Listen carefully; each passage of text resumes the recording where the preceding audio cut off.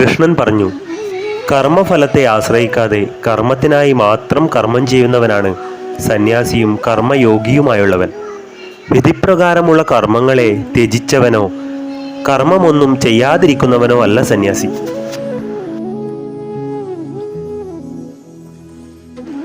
ഏതൊന്നിനെ സന്യാസം എന്ന് പറയുന്നുവോ അതുതന്നെയാണ് നിഷ്കാമ കർമ്മയോഗമെന്ന് നീ അറിഞ്ഞാലും ഫലസങ്കല്പത്തെ പരിത്യജിക്കാത്ത ആർക്കും തന്നെ കർമ്മയോഗിയായി തീരുവാൻ കഴിയുകയില്ല.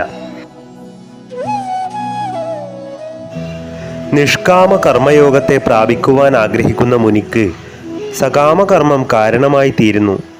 ആ യോഗത്തെ പ്രാപിച്ചു കഴിഞ്ഞ മുനിക്ക് വിഷയനിവൃത്തി കാരണമായി തീരുന്നു.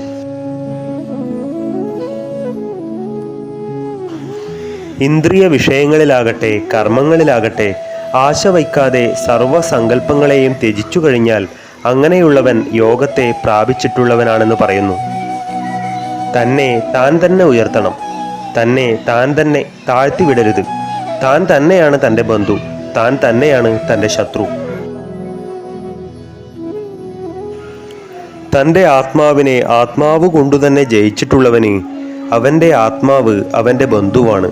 അങ്ങനെ ജയിക്കാത്തവന് ആത്മാവ് ശത്രു പോലെ നിന്ന് അവൻ തന്നെ അവൻ്റെ ശത്രുവായിത്തീരുന്നു. തന്നെ താൻ തന്നെ ജയിച്ച് പ്രശാന്തനായിരിക്കുന്നവൻ്റെ ആത്മാവ് ശീതോഷ്ണങ്ങളിലും സുഖദുഃഖങ്ങളിലും മാനാപമാനങ്ങളിലും ഒരേ ഭാവത്തിൽ വർത്തിക്കുന്നു. ആത്മജ്ഞാനത്തോടും പ്രകൃതി വിജ്ഞാനത്തോടു കൂടിയവനും വികാരഹീനനും ജിതേന്ദ്രിയനും മൺകട്ടയെയും കരിങ്കലിനെയും സ്വർണത്തെയും ഒരുപോലെ വിചാരിക്കുന്നവനുമായ യോഗി യോഗത്തെ പ്രാപിച്ചവനാണ്. സുഹൃത്തുക്കൾ, മിത്രങ്ങൾ, ശത്രുക്കൾ, ഉദാസീനന്മാർ, മധ്യസ്ഥന്മാർ, ദ്വേഷിക്കുന്നവർ, ബന്ധുക്കൾ, സാധുക്കൾ, പാപികൾ എന്നിവരിലെല്ലാം ഒരേ ബുദ്ധിയോടു കൂടിയിരിക്കുന്നവൻ വിശിഷ്ടയോഗിയാണ്. ആ യോഗി മനസ്സിനെയും ഇന്ദ്രിയങ്ങളെയും നിയന്ത്രിച്ച് യാതൊന്നും ആശിക്കാതെയും യാതൊന്നും സ്വീകരിക്കാതെയും വിജനപ്രദേശത്ത് തനിയെ ഇരുന്നു കൊണ്ട് മനസ്സിനെ ഏകാഗ്രമാക്കി തീർക്കുന്നു. അധികം ഉയർന്നതും അധികം താണതുമല്ലാത്ത പരിശുദ്ധ പ്രദേശത്ത് കുശകൾ നിരത്തി അതിന്മേൽ മൃദുവസ്ത്രവും വിരിച്ച് അങ്ങനെ ഉറപ്പുള്ള ആസനം സ്ഥാപിച്ച് ആ ആസനത്തിൽ പ്രവേശിച്ച് മനസ്സിൻ്റെയും ഇന്ദ്രിയങ്ങളുടെയും ക്രിയകളെ നിയന്ത്രിച്ച് ആത്മവിശുദ്ധിക്കായി യോഗം അഭ്യസിക്കണം.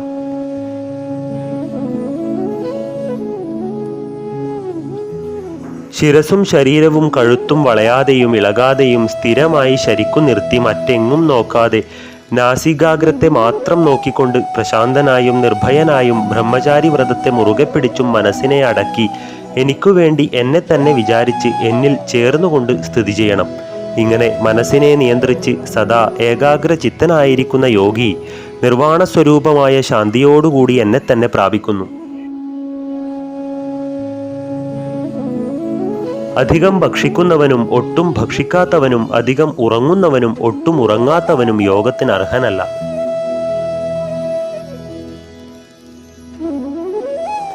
മിതമായ ആഹാരവിഹാരങ്ങളോടും കർമ്മങ്ങളിൽ മിതമായ ചേഷ്ടയോടും ഉറക്കത്തിലും ഉണർവിലും മിതശീലത്തോടും കൂടിയവന് യോഗം ദുഃഖനാശകമായി തീരുന്നു.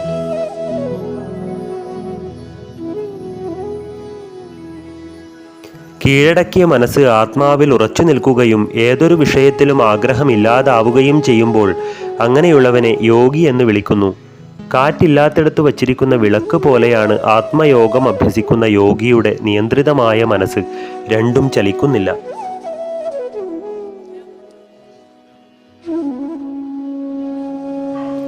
യോഗാഭ്യാസത്താൽ ഒതുക്കി നിർത്തിയ മനസ്സ് ഏതിലടങ്ങുന്നുവോ അതിൽ ആത്മാവുകൊണ്ട് ആത്മാവിനെ കണ്ട് ആത്മാവിൽ തന്നെ ആനന്ദിക്കുന്നുവോ ഇന്ദ്രിയ വിഷയമില്ലാത്തതും ബുദ്ധിക്കു മാത്രം ഗ്രഹിക്കാവുന്നതും മഹത്തായതും ഇന്നതെന്ന് പറയുവാൻ വയ്യാത്തതുമായ ആ സുഖം ഏതിൽ അനുഭവപ്പെടുന്നുവോ, ഏതൊന്നു സിദ്ധിച്ചാൽ മറ്റേതൊരു സിദ്ധിയെയും അതിനേക്കാൾ നല്ലതെന്ന് വിചാരിക്കുന്നില്ലയോ, ഏതൊന്നിൽ സ്ഥിതി ചെയ്താൽ എത്ര ഘോരമായ ദുഃഖത്തിനും ചലിപ്പിക്കുവാൻ കഴിയുന്നില്ലയോ, ആ ദുഃഖ സംയോഗ വിയോഗം തന്നെയാണ് യോഗം. ആ യോഗത്തെ സന്താപരഹിതമായ മനസ്സുകൊണ്ട് തീർച്ചയായും അഭ്യസിക്കേണ്ടതാണ്. സങ്കല്പത്തിൽ നിന്നുണ്ടാകുന്ന എല്ലാ ആഗ്രഹങ്ങളെയും നിശ്ശേഷം ത്യജിച്ച് മനസ്സുകൊണ്ടു തന്നെ അതിനെ ചുഴന്നിരിക്കുന്ന ഇന്ദ്രിയങ്ങളെ അടക്കി ധൈര്യം തികഞ്ഞ ബുദ്ധിയാൽ പതുക്കെ പതുക്കെ ശാന്തിയെ പ്രാപിക്കണം. മനസ്സ് ആത്മാവിൽ ഉറച്ചു നിന്നു കഴിഞ്ഞാൽ പിന്നീട് ഒന്നും തന്നെ ചിന്തിക്കരുത്. ചഞ്ചലവും അസ്ഥിരവുമായ മനസ്സ് എവിടെ എവിടെ പ്രവേശിക്കുന്നുവോ അവിടെ നിന്നെല്ലാം അതിനെ പിൻവലിച്ച് ആത്മാവിൽ തന്നെ ഉറപ്പിച്ചു നിർത്തണം. രജോ ഗുണം അകന്നവനും കൽമഷം വെടിഞ്ഞവനും ശാന്ത മനസ്സോടുകൂടിയവനും മുക്തനായി തീർന്നവനുമായ യോഗിയെ ഉത്തമമായ സുഖം പ്രാപിക്കുന്നു. ഇപ്രകാരം എപ്പോഴും ആത്മാവിൽ ഏകാഗ്രചിത്തനായി പരിശുദ്ധനായിരിക്കുന്ന യോഗി ആയാസം കൂടാതെ ബ്രഹ്മവിഷയമായ മഹാസുഖത്തെ അനുഭവിക്കുന്നു. യോഗത്താൽ ഏകാഗ്രമായ മനസ്സോടും സർവത്തിലും സമഭാവത്തോടും കൂടിയവൻ തന്നിൽ തന്നെ സർവപ്രാണികളെയും കാണുന്നു, സർവപ്രാണികളിലും തന്നെയും കാണുന്നു. എന്നെ എല്ലായിടത്തും കാണുന്നവനും എന്നിൽ സർവത്തെയും കാണുന്നവനും ആരോ അവൻ എന്നെ അറിയാതിരിക്കുന്നില്ല, അവനെ ഞാനും അറിയാതിരിക്കുന്നില്ല.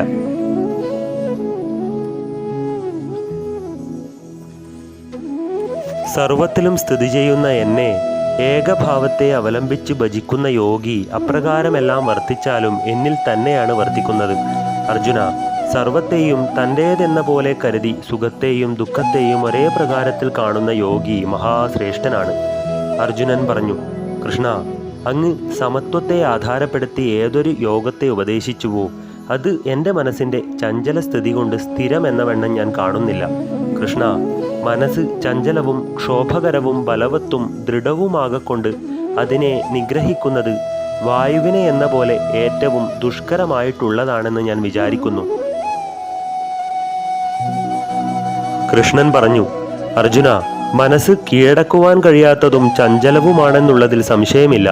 എങ്കിലും അഭ്യാസം കൊണ്ടും വൈരാഗ്യം കൊണ്ടും അതിനെ അടക്കണം.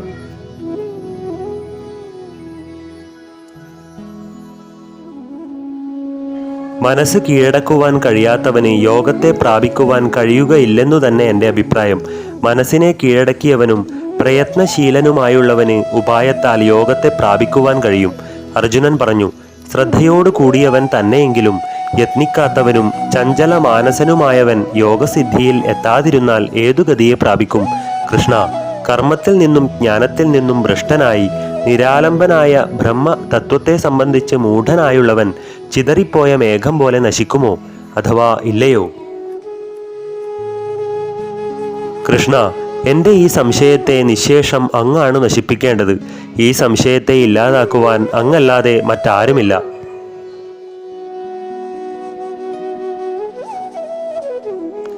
കൃഷ്ണൻ പറഞ്ഞു, അർജുന, ആ യോഗഭ്രഷ്ടന് ഇഹത്തിലാവട്ടെ പരത്തിലാവട്ടെ നാശമില്ല. ശുഭകർമ്മം അനുഷ്ഠിക്കുന്ന ഏതൊരാളും ദുർഗതിയെ പ്രാപിക്കയില്ല. പുണ്യവാന്മാർക്കായുള്ള ലോകത്തെ പ്രാപിച്ച് അവിടെ അനവധി കാലം വസിച്ച് ആ യോഗഭ്രഷ്ടൻ വിശുദ്ധാത്മാക്കളായ ധനികന്മാരുടെ ഗൃഹത്തിൽ ജനിക്കുന്നു. അഥവാ യോഗഭ്രഷ്ടൻ ധീമാന്മാരായ യോഗികളുടെ കുലത്തിൽ ജനിക്കുന്നു. ഇത്തരം ജന്മം ലോകത്തിൽ ഏറ്റവും ദുർലഭമായിട്ടുള്ളതാണ്. അർജുന, അങ്ങനെ ജന്മമെടുത്തതിൽ പിന്നെ പൂർവ്വജന്മത്തിലുണ്ടായിരുന്ന ജ്ഞാനത്തെ തന്നെ തുടരുന്നു. പിന്നീട് വീണ്ടും സിദ്ധിക്കായി അവർ യത്നിക്കുന്നു. അവൻ പരാധീനനാണെന്നിരുന്നാൽ കൂടിയും പൂർവ്വജന്മത്തിലെ അഭ്യാസത്താൽ വശീകൃതനായിത്തീരുന്നു.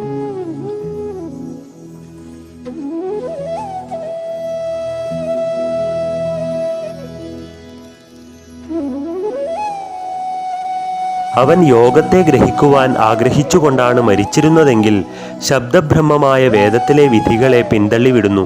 ദൃഢവും സ്ഥിരവുമായ പ്രയത്നം കൊണ്ട് പാപമെല്ലാം കഴുകിക്കളഞ്ഞ യോഗി പല ജന്മങ്ങളാലുണ്ടായ സിദ്ധിയാൽ മുക്തിയെ പ്രാപിക്കുന്നു. യോഗി തപസ്വികളെക്കാൾ വിശിഷ്ടനാണ്, ജ്ഞാനികളെക്കാളും വിശിഷ്ടൻ തന്നെ. യോഗി കർമ്മികളെക്കാൾ ശ്രേഷ്ഠനാണ്. അതുകൊണ്ട് അല്ലയോ അർജുന, നീ ഒരു യോഗിയായി തീർന്നാലും.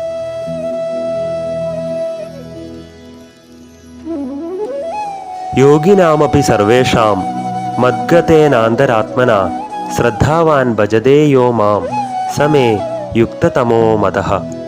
എന്നിൽ തന്നെ അന്തരാത്മാവോടുകൂടി ശ്രദ്ധാപൂർവം എന്നെ ഭജിക്കുന്നവൻ എല്ലാ യോഗികളിലും വച്ച് യോഗി ശ്രേഷ്ഠനാണെന്നാണ് എൻ്റെ അഭിപ്രായം. ആത്മസംയമ യോഗം എന്ന 6-ാം അധ്യായം സമാപ്തം. ഓം നമോ ഭഗവതേ വാസുദേവായ.